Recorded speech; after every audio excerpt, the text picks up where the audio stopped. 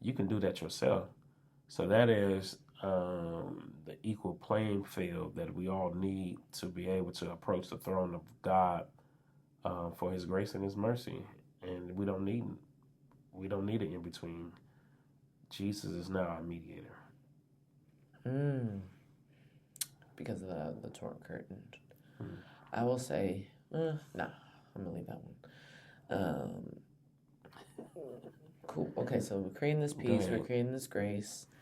Um, the creation of the space, I think that's more work. Not, I think it is more work than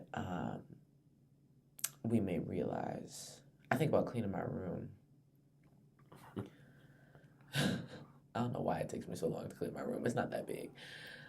But there's always something else that comes up, some other like project that I want to do, or some other way I want to organize it. And because of how my brain works, it takes up a lot more time in order to kind of get it done. Like, I may have a whole perfect example.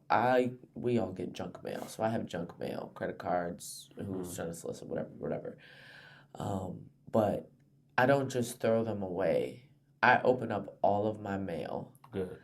and like take the stuff out, then put it back in, and then like I'll rip it or put it through the shredder. But that's something that takes time to do. Now, if I did it every day, probably less time, but I don't do it every day. But those are things that I think if we truly, I think about decluttering in that way. It's not just I'm gonna take this and throw it away. I'm just gonna take this and remove it. I actually have to take it. I have to take the item. I have to take the thing, and I have to sit in it, and I have to look at it, and I have to really think about what is the value add, and if there is no add, what is the value add that I need, and I need to remove this thing to create space for what I need, and that takes time, that takes awareness, that takes reflection. That's where I'm saying time, not just the like the minutes and hours on a clock, but the true moments of reflection on what it is that you need.